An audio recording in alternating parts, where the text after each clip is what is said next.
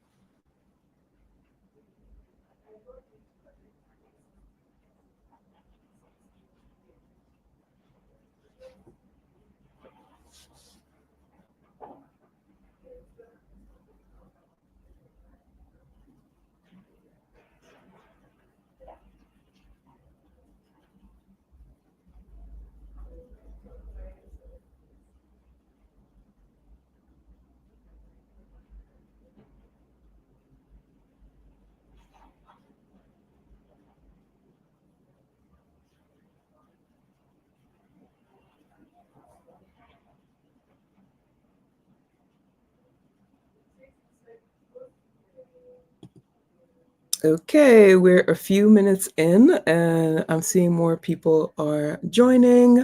From the comments, I'm seeing that there's someone who's just left Dar es Salaam and, gone to France, which is really interesting. I think it's Alyssa. I see Mohammed has joined. Hi, Mohammed. Sankara from Kilifi. So yeah, thank you so much for joining. And we are, I think, just going to get right into it. And, like I said, welcome to this year's showcase for the PICHA Grant. We are excited to share with you what has been happening throughout the year and also get into conversation and hear your thoughts, your perspectives, and also hear from the recipients themselves about their journey and how everything has been for them.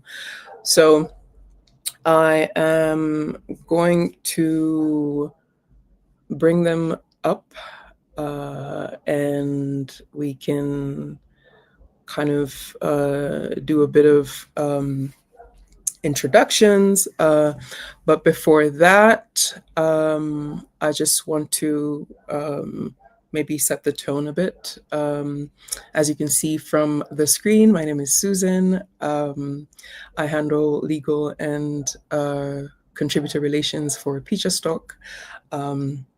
PICHA Stock is a stock photo provider, and we focus on positive representations of Black communities, both in Africa and the diaspora.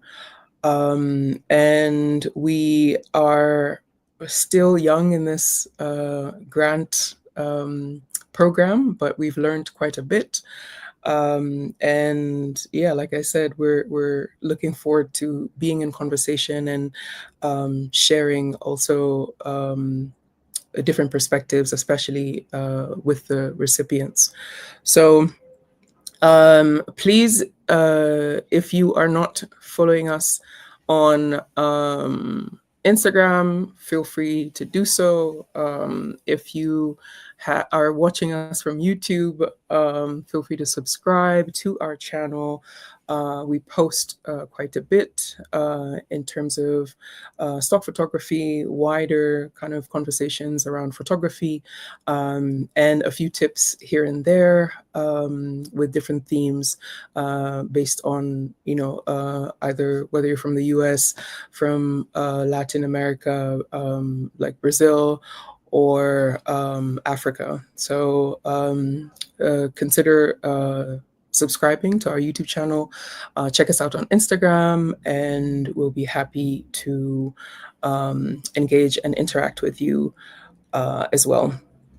So I am going to talk a bit about the grant, and then I'll bring on the recipients so that they can share with us how their journey has been. So the PICHA Grant started in 2021, and it was more observations and just learning a lot from the community, the creative community at PICHA. We noticed that there were certain stories that some of the contributors wanted to tell, or perspectives that they wanted to highlight that were not really fitting into the briefs that we were giving. So from time to time, each stock photography platform has content demands. So these are images that either do well or align with the platform in terms of needs, whether for clients or what just makes sense in terms of the vision of the brand. And so we have regular briefs that we give out to our community so that they can shoot and upload to their contributor accounts. So over the years, we noticed that there were certain themes or concepts that the community wanted to explore, and probably beyond the context of stock photography, or beyond what we had in terms of briefs. And so in 2021, we created the grant to not only support the community, the space for them to be able to explore these themes and these concepts that they wanted to create, and also imagine for themselves, like what they could do beyond the briefs that we were giving. And in 2021, we had, I think, 2 recipients from Brazil and the US. And then every year after that, we've had about 2 to 3 recipients. In one year, we had 4. But it's been a gradual process of learning and also understanding what the needs are, especially for the recipients, and to support them and empower them as they create the images. And so over the years, the format or the style that we've adopted is we have a call for the PICHA grant. People submit their applications. Before, it was a closed call where we had particular themes. And then after that, we left it open to the community to submit whatever concept they felt they wanted to. And then after that, we opened the grant to non-contributors. And so currently, the grant is open to both PICHA contributors and non-contributors who are photographers or videographers. And then once you apply, the application timeline is about 1 month. And then once you apply and you get shortlisted, you pitch your concept. And if you get selected as a recipient, you have about 4 to 5 months to submit your images. And so throughout the 4 to 5 months, we have weekly check-ins, we have learning opportunities, we go over how to kind of just build clarity, especially in the narrative. So we will help the recipients refine their story, just to bring out certain elements, and like I said, provide the clarity, especially to the audience, and the wider the greater kind of community. So after the 5 months, they submit their images, and then we also go through a process where we give feedback. They also, the recipients, review the images and identify around 10 to 15 images that stand out for them, and then we do the showcase. So this year has been quite interesting because we have our first. I don't have the word for it, but we have our first kind of uh, intracontinental, actually two, come to think of it. But I think Clara's is more because like Dar es Salaam and Germany, so different continents. And then for Sed, it is Brazil, but he moves from the US to Brazil, back and forth. So yeah, I think that's a really interesting thing about this year's grant and the recipients. So it's nice to see the growth and how expansive the grant is becoming. But I think with each year, like I said, we are learning, and we always invite other photographers, other creatives to apply for the grant, because it's a really it's an intense 5 months, but there's a lot of learning and a lot that you get out of it, aside from the images that the recipients submit. One thing that I would like to mention in terms of what you get out of it is the Weaving Stories photo book, which was launched this year. So the Weaving Stories photo book is the of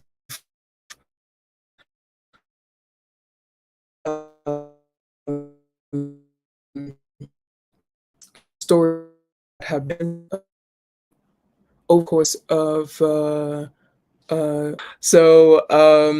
and it's a beautiful book. For some of the recipients, it was the first time that they are being featured in a book, and it's a great testament to creating a body of work, and also building your influence in terms of the global audience. So I think there's quite a lot that we are building, especially within the Weaving Stories photo book, not just with narrative, but with empowering the recipients to position themselves in the global digital economy, to understand the value of their work, to articulate their practice, but also ground themselves in the perspective of either their communities, their lived experiences, and this ideally just brings out more authenticity in the work, I believe.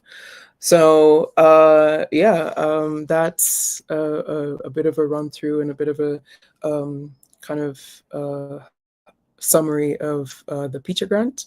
I will now let the recipients introduce themselves, and then we can move into their presentations, and they can talk about their work. So, hello, recipients.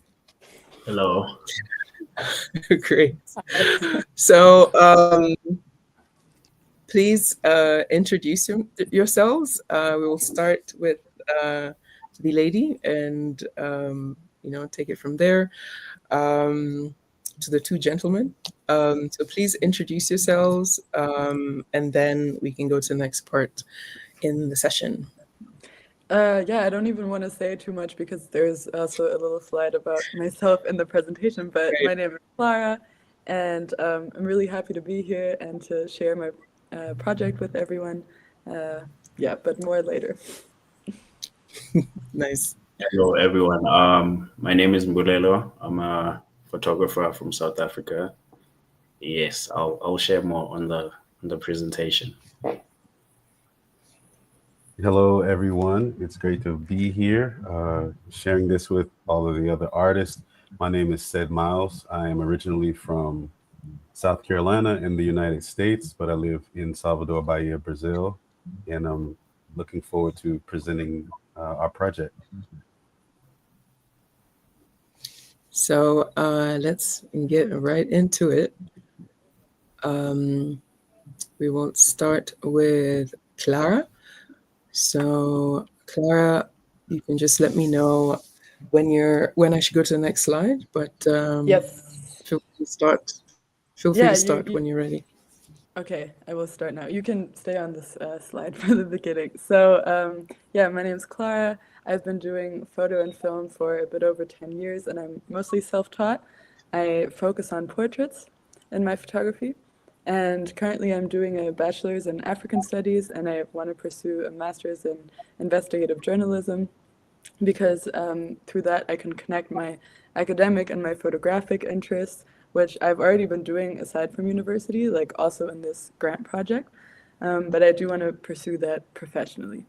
In my work, I've recently focused on a series about queer communities, both in Leipzig, where I study and where I live right now, and also in Nairobi and Dar es Salaam, where I've also lived. Most recently, I spent a year in Dar es Salaam studying at the university there. The work is both personal to me and also really inspiring, and I'm really grateful that I can share it with you today. Next slide, please. So the title of my project is Jinsi Tulivyo, which in Kiswahili means the way we are or how we are. And it's also kind of a play with words for those who don't speak Kiswahili. Jinsi can also mean like a gender. So I thought that was kind of good. So that's exactly what I envisioned with my project, was to create a visual narrative about queer life in Dar es Salaam and in Nairobi that's unbiased and also celebratory of the people in those communities. Next slide, please. So this is the mood board that I had going into the project, and also what I used to apply for the grant. It's a mix of pictures that I took myself in the past, and also some that I found on the internet. And you can kind of see that I didn't really have like a very clear aesthetic yet, but I do think that I was able to develop that later on in my project, as you will hopefully see. Next slide, please. I want to talk a little bit about my vision for the project. So different kinds of queer identities. Being un-African is an argument that we hear often in the discourse around sexuality and gender on the continent. And this both isn't true and also negates the rich history of queerness in Africa, which has existed there forever, just like anywhere else in the world.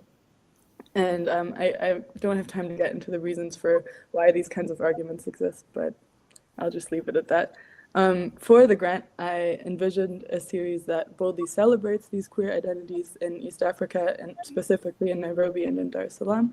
And I conceptualized 3 shoots that would each represent a different facet of queer life and lived experience. And the first of those shoots took place at a beach in Dar es Salaam. You can see the first picture in this slide.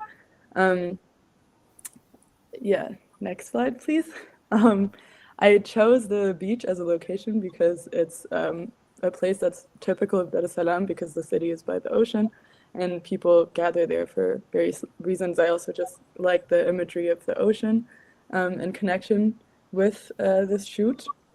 Next slide, please. And the concept for this shoot was to visualize and portray a queer relationship. And in this case, for me, it wasn't important to show specifically whether the relationship was platonic or romantic, just for it to be a queer relationship. Next slide, please.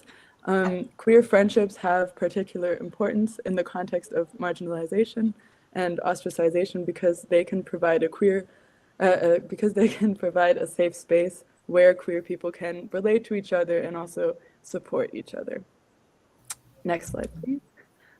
This brings me to my second shoot for this project. The location was at Ololua Nature Trail in Nairobi. And the concept for the shoot was for it to simply be a fashion shoot. And through the process of preparing and shooting, the results differed a bit from the original vision that I had. And I will get into that briefly later, but this flexibility is also important to me in general. And I wanted to involve the protagonists in creating the narrative as well, because I wanted the pictures to feel like they do represent them and feel like it represents who they are. Next slide. Here's some brief just information about like specs and the tech that I used for this. I don't want to get into that too much, but maybe I can say I love using natural light in my work, which I also did in the first 2 shoots, and the last one was in the studio. Next slide. So as I mentioned, the shoot turned out a bit differently than I had planned it originally. So the model or the protagonist for this shoot was Mundia, who also models professionally, both on runways and in fashion shoots. So I wanted us to work closely together on making these images. And finding the dress actually was what further inspired us to make this into kind of like a bridal shoot, and was also Mundia's idea to sort of make this signify saying yes to your identity, which I found to be a really beautiful analogy. Next slide, please. So I want to just quickly talk about the questions that I had going into the project. So I asked myself, what are realms and spaces of queer life in the metropolises of Dar es Salaam and Nairobi?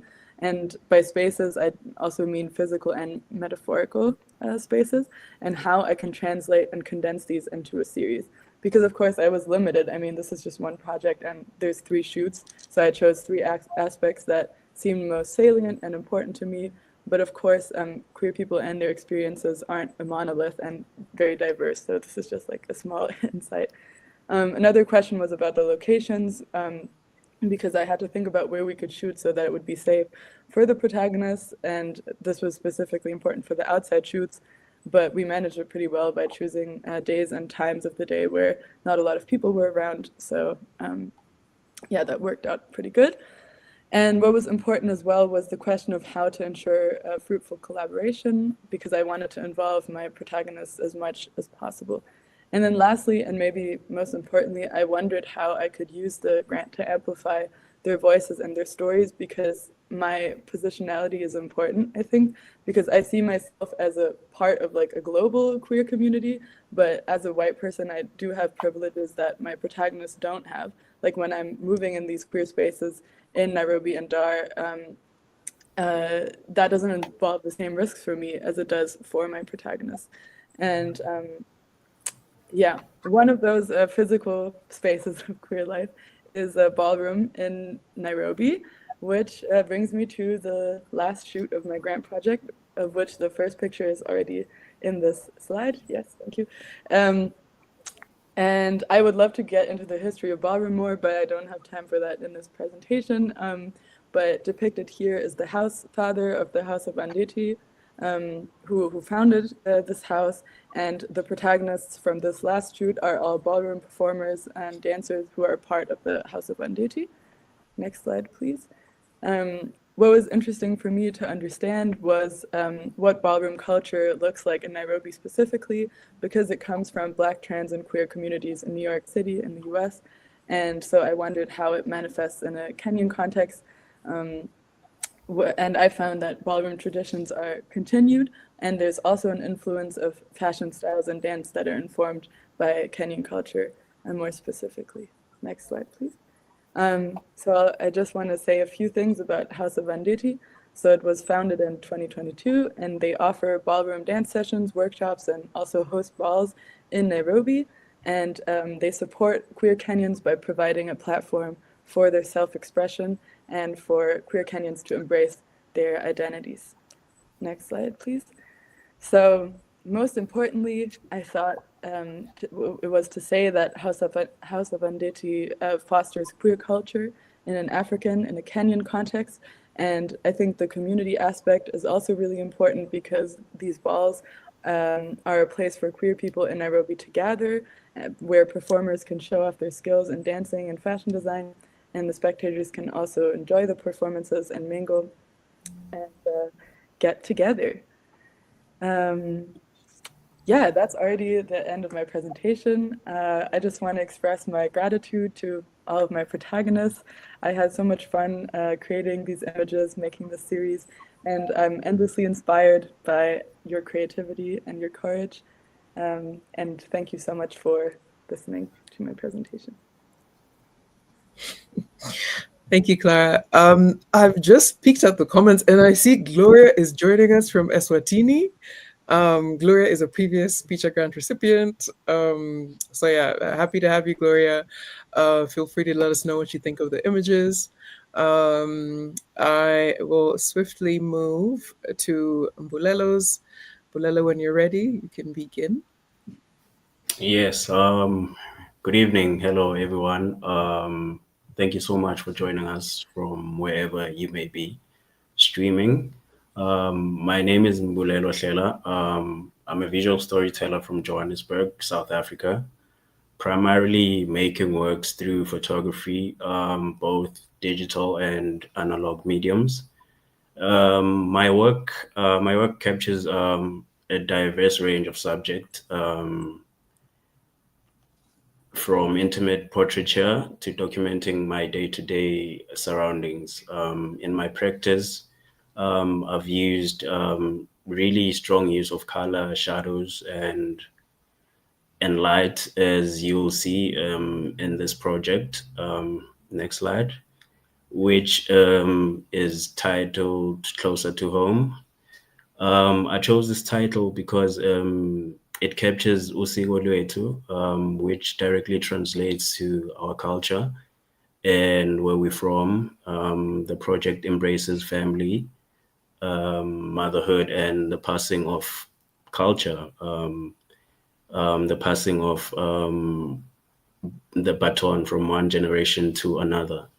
So in this project, I use photography to highlight,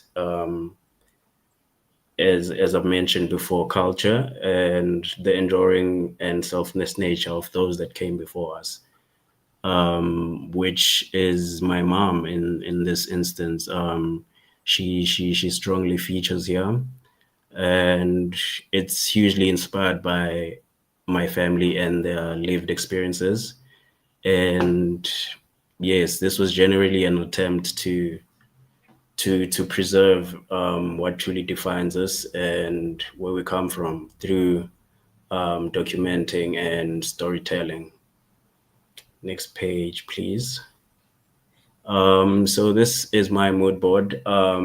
It consists of images I've previously made before, with my mom also there doing the traditional attires and garments which inspired this project. So it mainly came to me in that sense of just observing and seeing her express herself in that way and take care of everyone in that way. And yeah, this was an attempt to, I guess, follow in her footsteps of preserving culture, but in my own medium of photography. Next slide, please. So we mainly used my family as models. These are my two nieces, and we made some photographs in KZN. We went back home in KZN, and we made some here in Joburg. So I wanted to sort of like highlight, I guess, give a symbol of hope, hence the use of the sunset. Yes, next slide, please. And these I was using mostly film photography, and just with a backup of digital. And yes, and we used Lightroom for editing. Next slide, please. And there they feature again. These are my two nieces. We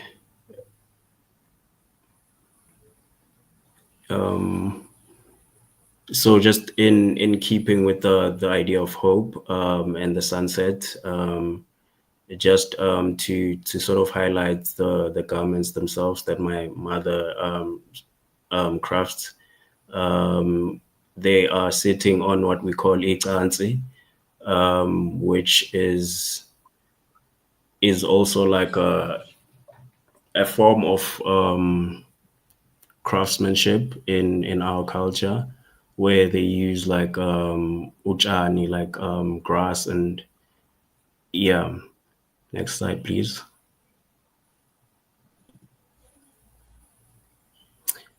Central to this project is my mother's work.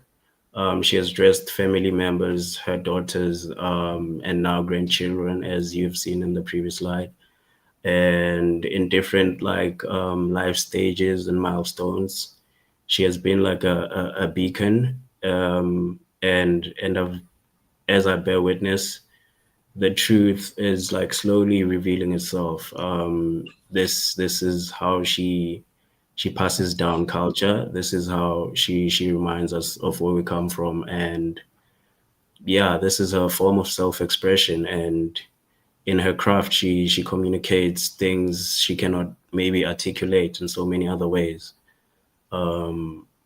Next slide, please. Yeah, this project was very challenging, spending for those 5 months, as our host has already mentioned. So it involved a lot of research, scouting, and consulting between the organizers and family members back home. And yeah, I did also some short lists and storyboarding of the shots I would ideally want to make. And she was my mom's was compiling the wardrobe and the garments that everyone is wearing on the pictures. And yeah, next slide, please.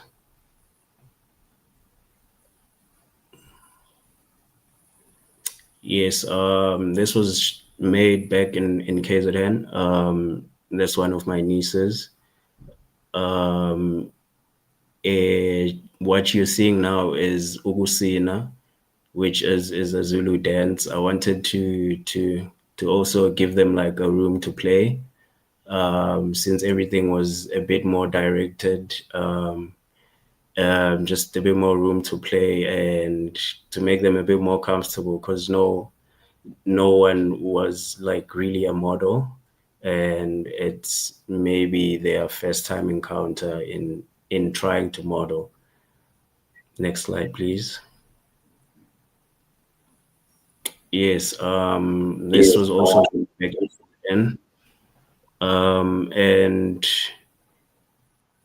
as I've mentioned before, it's an attempt at preserving our heritage and culture, in with using photography. And I just felt that I could do or start in this way and try to preserve where I come from and highlight these things. Next slide, please.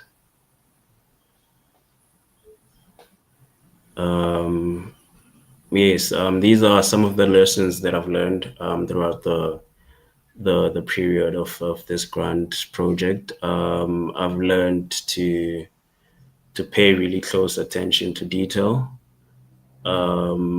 to handle the story with patience and empathy, because these are people's lived experiences, and trying to sort of articulate it into one still frame is is was a challenge, and I've had to be patient with it and let the story unfold as I shoot. Next slide, please.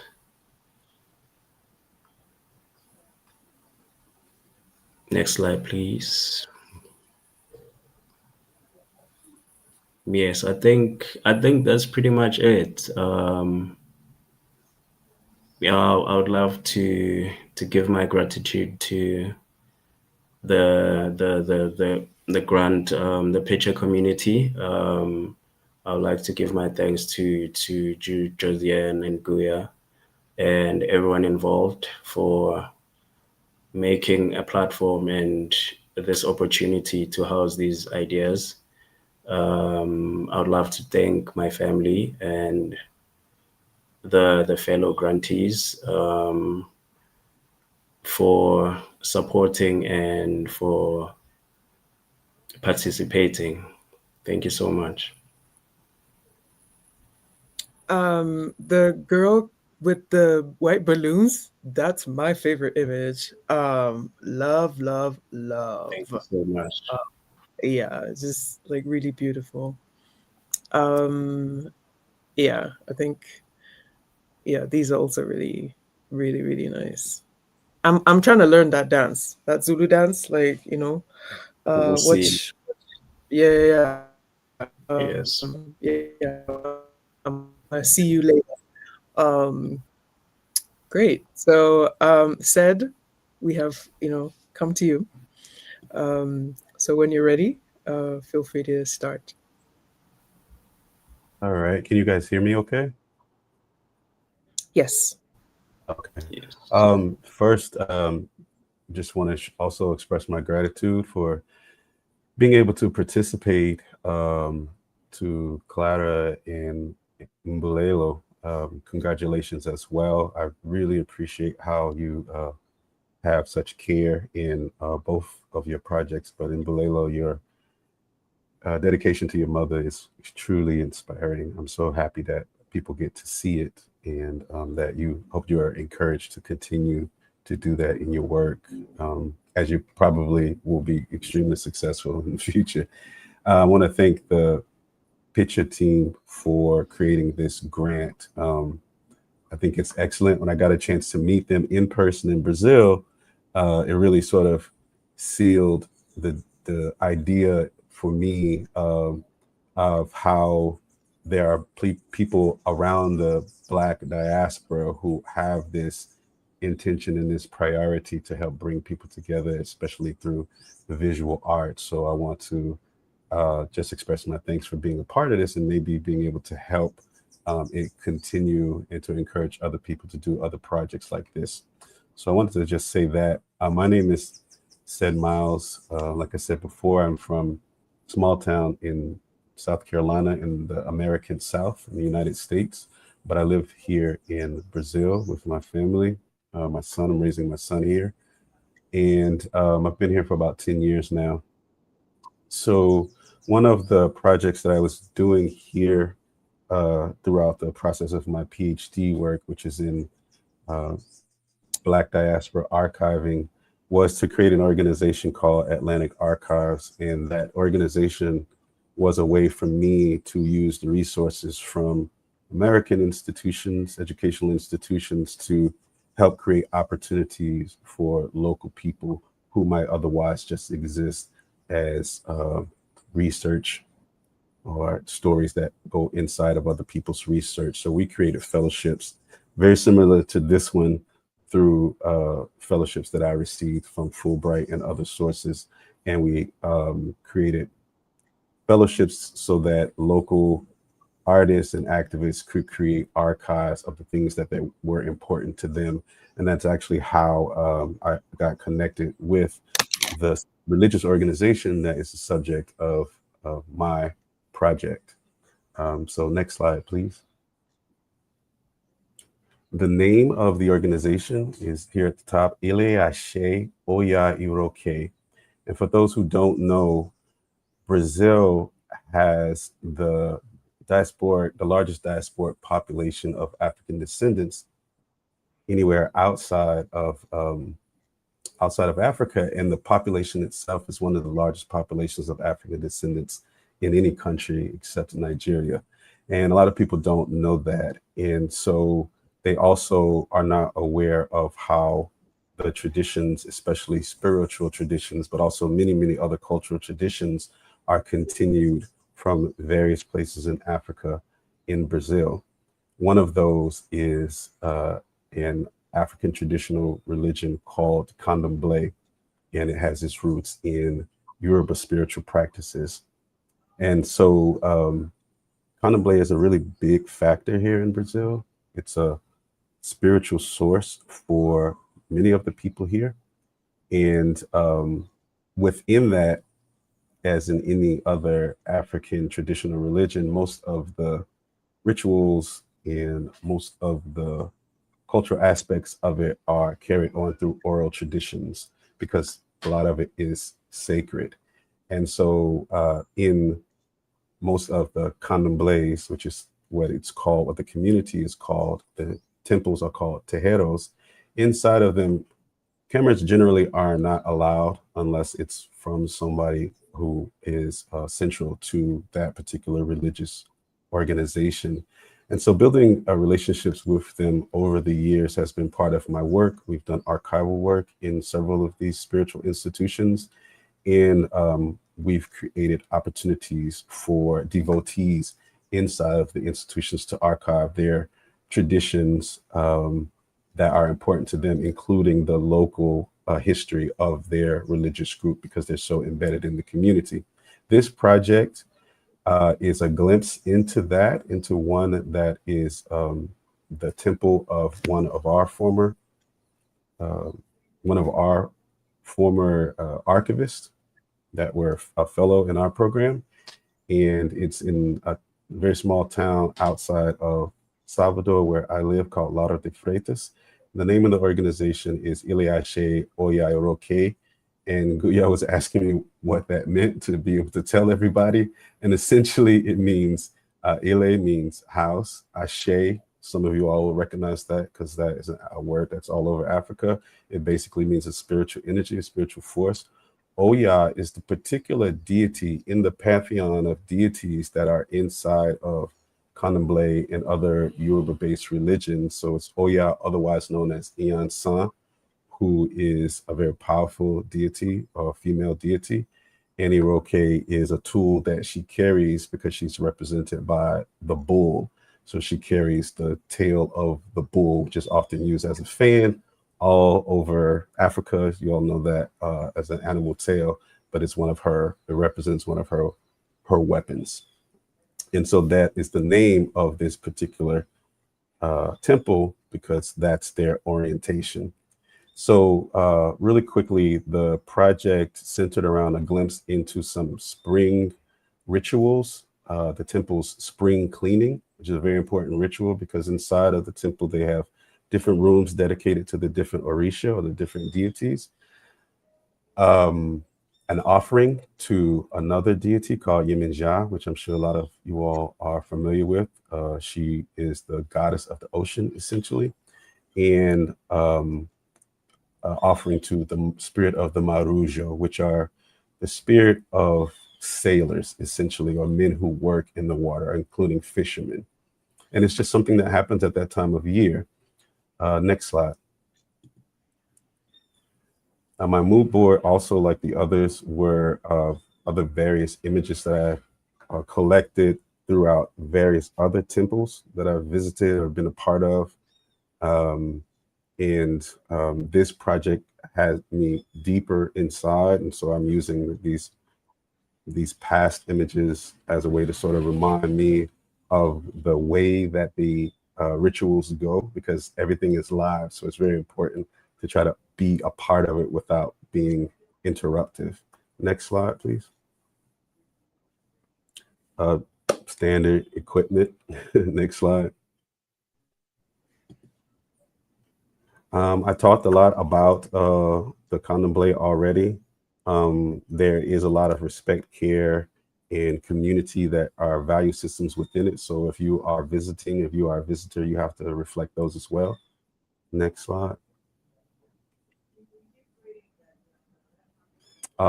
Just one important thing to say, that the each house is sort of ruled like a mini matriarchal communities by a Mãe de Santo, or Mother, Saint Mother. There are Saint Fathers as well, but this one is a Saint Mother. And she runs everything. You have to have permission for her to do anything there. So building that relationship was extremely important as well. Next slide.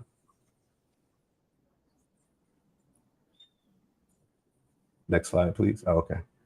Some of the visual elements that I think stand out, that people are often curious about, are beads are very prominent. You'll see different colored beads around everyone's necks.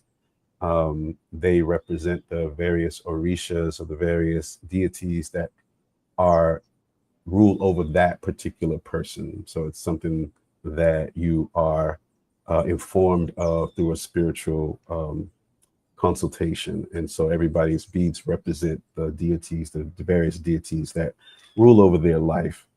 And the offerings that go to the sea or go to the different deities are often flowers, different types of foods that vary from deity to deity, water, candles, and perfumes. Next slide. And like I said, we were focusing on a spring cleaning, the offerings to Yemenja. Next slide.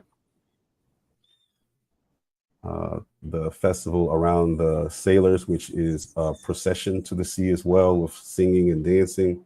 And then after all of that, the next week, a community samba, or basically a party. Next.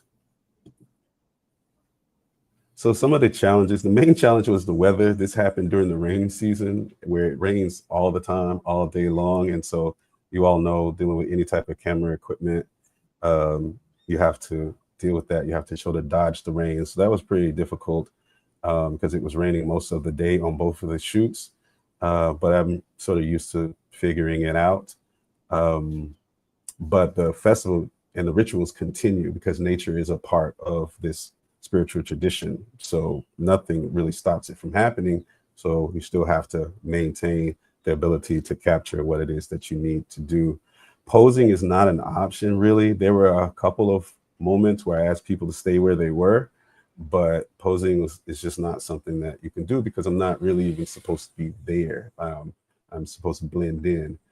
So being able to get the right types of shots that would work for this project took some creativity. And next slide.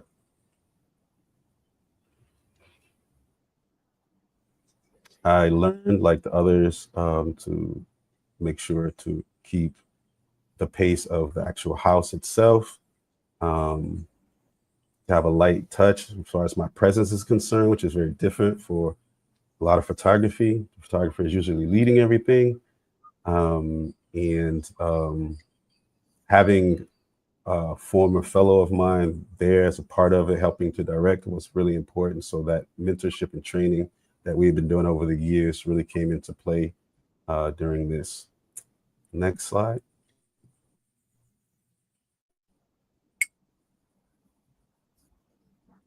So these are just some of the images. You can just go through these slides so folks can see. The guy on the left actually was the fellow that I'm referring to, Alex. Some more pictures inside of the temple, as you can see. Next slide.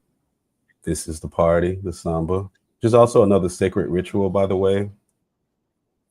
Only specific people can drum. The songs are, again, passed along orally. Most of these are not written down. So certain people have duties, and they get those duties very early in life to keep these songs to be griots. Next slide.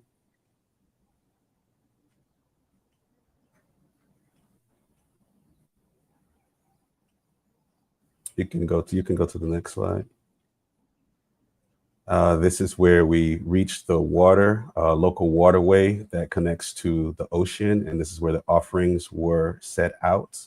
Again, there are several different prayers and songs that go along with that. And you can see all of the elders within the Candomblé temple that all have different parts in making these offerings to the Orisha. Next slide. Another devotee. It's a joyous moment. The offerings are a way of saying thank you and a way of asking for blessings over the next season. Next slide. And I did get to pose one of the young people there. I was happy for her contribution. Yeah, you can see everyone wearing white. This is a big part of the tradition as well. So I hope that while seeing these things, it accomplishes what the PICHA team set out to do as well, which is to connect the diaspora, because I think folks in the comments and watching will probably see something that they look at and say, wait, that looks a lot like what we do. And so Africa is everywhere. And I want to thank you all, and I want to thank the temple, Iliashe Oya Iroke, for allowing me to be there and to help them document, because one thing that was important to the priestess was slightly changing the tradition to allow the world to see what it is that they were doing. So it was a very important responsibility to be able to do that in the right type of way that was respectful to the tradition, but moving forward a little bit to share this with the rest of the world. So thank you. Thank you for that, Sed. I'm just gonna, we can get like initial thoughts, like each of you take a minute and share like what you think about each other's images. And in the comments, please, if you have questions, let us know, what images or image stood out for you. And, we can kind of just, have a little, continue the conversation. So yeah, initial thoughts. No one has initial thoughts. Okay. Because I have one. Oh, I'm sorry. Go ahead, please. You want to go first, or? No, you go. Okay. Well, actually, I thought it was really interesting, Mbulelo, because I didn't know that you used analog photography in your series. I thought that was really cool because I also do analog photography, and I was wondering about, because you had a black and white image as well, and then the rest was color. I was wondering about like your process with that, with how you selected the film to use and how you went about developing and stuff. But yeah, I loved everyone's pictures so much. They're really amazing, and it's great to finally actually see them and to learn about the stories behind your grant projects, because we've been always talking on these calls and doing like organizational stuff, but I've never actually engaged with it in this way. So I'm really happy to have seen them now. Yes, with the analog, I was mostly using color film. The black and white one was shot digitally, so Got it. just with editing, it just felt like the right. It was initially shot on like white color, and then when I was editing, it just felt like the right move to turn it into black and white. Yeah, I'm really grateful to also see everyone's work. I'm honored to be here amongst like great artists. Yes. I also had a comment for you as well, and it was about the film.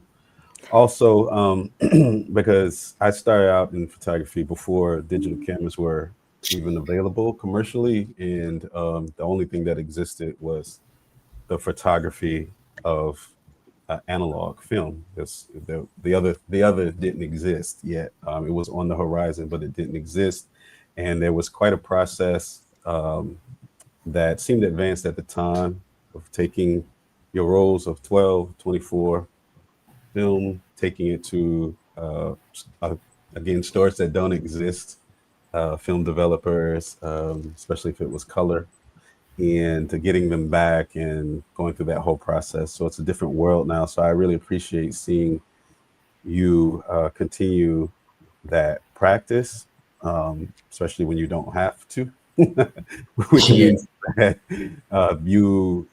one thing that I do know for sure is that you have a relationship with the physical process of photography, because for all intents and purposes, what we're doing digitally is another version of photography, but it's not actually photography. It's digital photography, and the photography with the light and the elements and the chemicals and all the other scientific stuff is a different thing, and it has you have to have a different relationship with it. So you're only doing it because of that relationship that you have with it. So I would just want to congratulate you on that.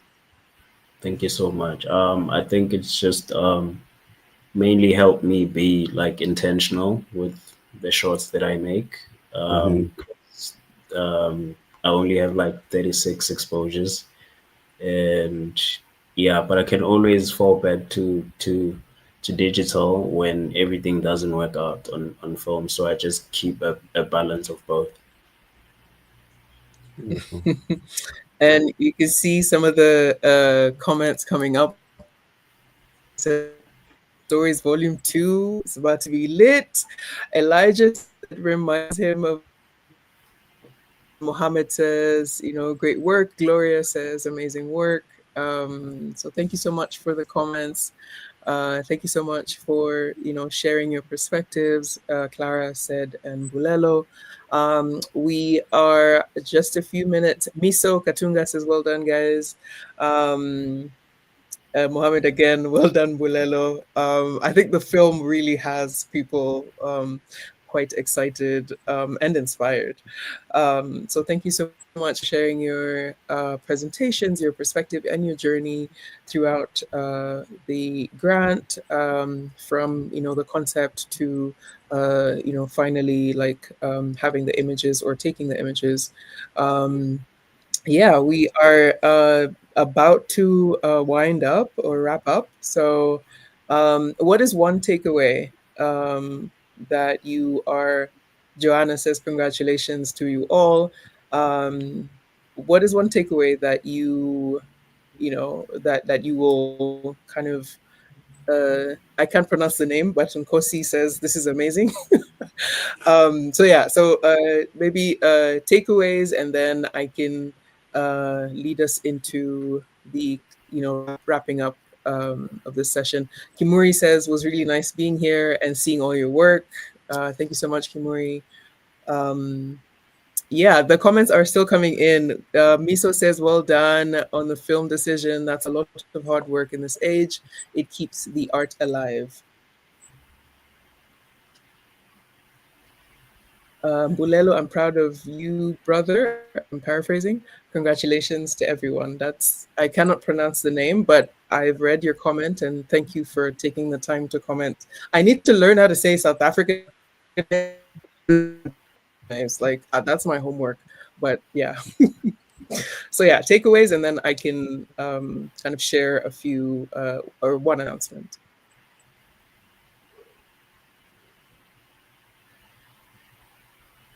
Do we need time to think about our takeaways?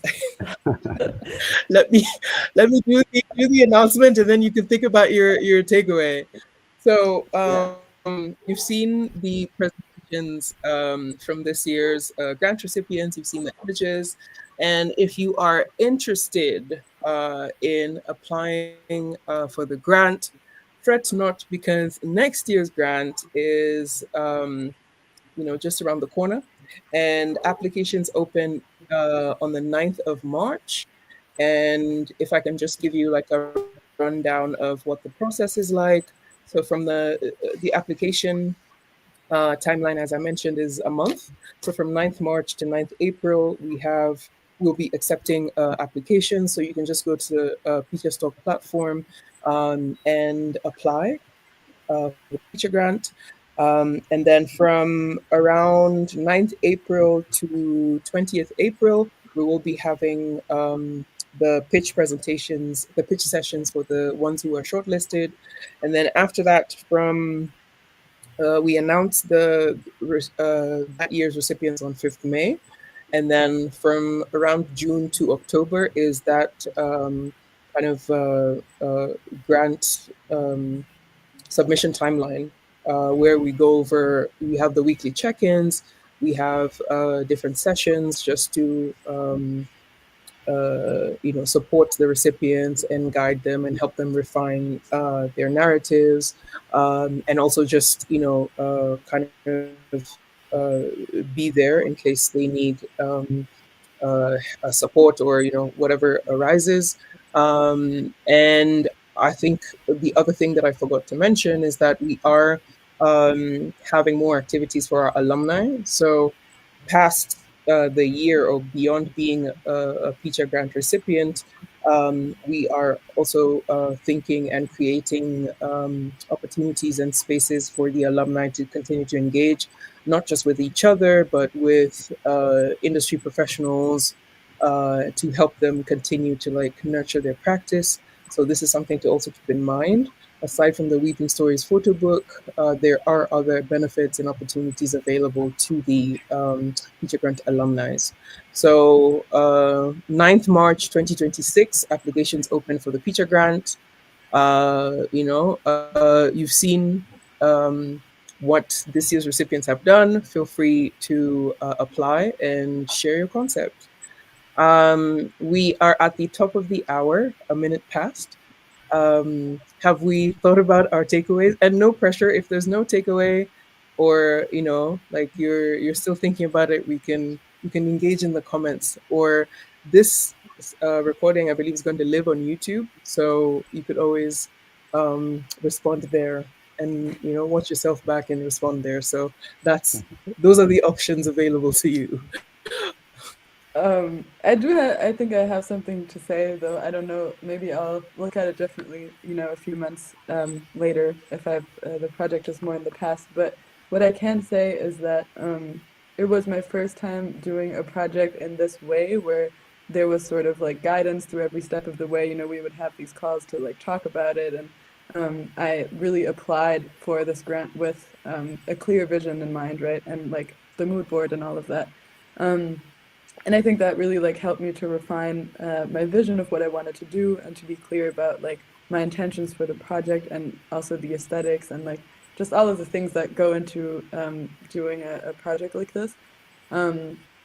So I think that was really helpful for me to sort of be intentional. And otherwise, I think it was great for me to engage again with people in queer communities that I myself have moved in, and I have done some like smaller projects before, but it was just cool to be able to actually also pay the models and to be able to do this in a more professional way.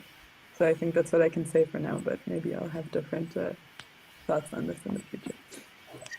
Sounds good. Yes. I think I also have something. My biggest takeaway from this project has been I guess to trust the process. As everyone has mentioned, we face just different challenges, and I've just learned to be patient with the images I'm making, and the people that I'm interacting with, and yeah, with enough patience and empathy, the truth or the shot reveals itself. Yeah. Nice. I like that. The shot reveals itself with enough empathy. Nice. I like that too. I agree with that. I just echo what everybody else has said. I think over time, with the huge proliferation of images online, and things just kind of become prosaic after a while, it's easy to get uninspired. But I'm really inspired by being able to be a part of this global dialogue, and to see how genuinely people believe in storytelling visually, and to be able to see it and see people be moved by it. It has renewed, my spirit in many ways. So that's my biggest takeaway. Thank you so much for that, Sed, because you have taken us to the beginning and kind of full circle to this wrap up. It's a grant continuing to expand. And one thing that you've mentioned specifically around this is like the global dialogue. So that's a really great, like summarize this session, and also like looking ahead. I think it's really great to not just be in conversation, but to have the different perspectives, to bring, people from like literally everywhere. And yeah, be in relation, be in conversation. Yeah, that's really, really nice. Okay, so we are, at the end. We are done. We made it. Thank you. We made it. Thank you so much. It's been amazing to see your images, and in the comments. If you're in the comments and you're here with us now, send those. Like, let's see those comments. Like, what's your takeaway? One word for this section. How are you feeling? Like, send us out in style. Yeah, and thank you so much to the audience. Thank you for taking the time to join. It's my first live stream. Is it your first live stream, Klara Said Mbulelo? Yep. Yeah. Actually, I never even thought of that, but I think it probably is. That's weird. Yeah. Yeah. We did that though. Exactly. We did that. Exactly. So we made it. And thank you so much. It's been a really great experience. Please take the time. This is to the audience. Take the time to go to the PICHA Stock website and learn more about this year's recipients, and also learn more about next year's grant. As I've said, applications open 9th of March. If you want to reach to us, you can send us an email, and check us out on socials, Instagram, subscribe to our YouTube channel. And yeah, thank you so much. The comments. Here we go with the comments. Love that. Joanna says Clara said clock it. Nice. Dion says inspiring. Marit, emojis, yes, clapping of the hands, yes, thank you. Yeah, stay creative, nice, thanks, Mohammed. Yeah, like Barbara says, feeling inspired, such deep stories. Yeah, Josiane says, I loved when said Africa is everywhere. Facts. Oh, by the way, I love traveling to Africa, and there are many places that I have not been. South Africa is one of the places that I really want to go. Please, if you're follow the socials, and let's connect, because when I show up, I want to be able to connect with folks. Come through. I will. Dion says, Clara inspires my amateur videography. Nice. I hope that each of you, Mbulelo, I hope each of you, Mbulelo, Sed, and Clara, are also, getting, like a sense of what the energy is, especially from the feedback from, the audience, by way of the comments. I hope you also feel received. Let me put it like that. I feel wow, I'm going to attempt this. Nice. I'm going to attempt this. Fumzile. Oh my goodness. Please forgive me. It says, you did well.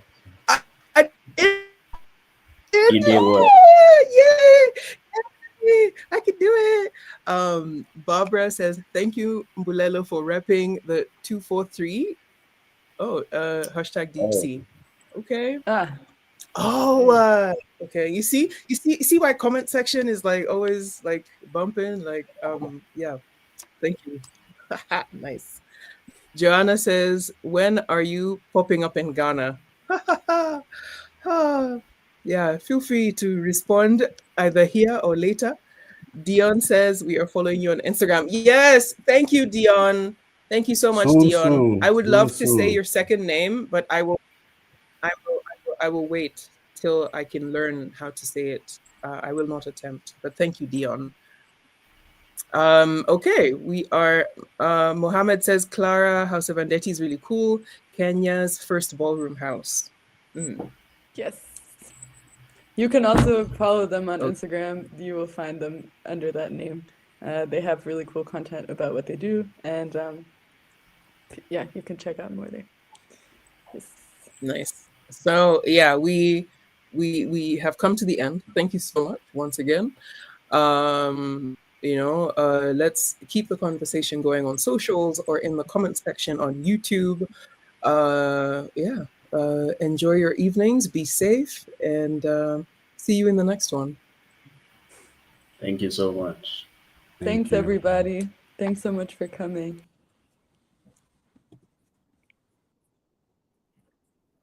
Oh, Klara was saying, the last comment is Muhammad's, which I already read. Yeah.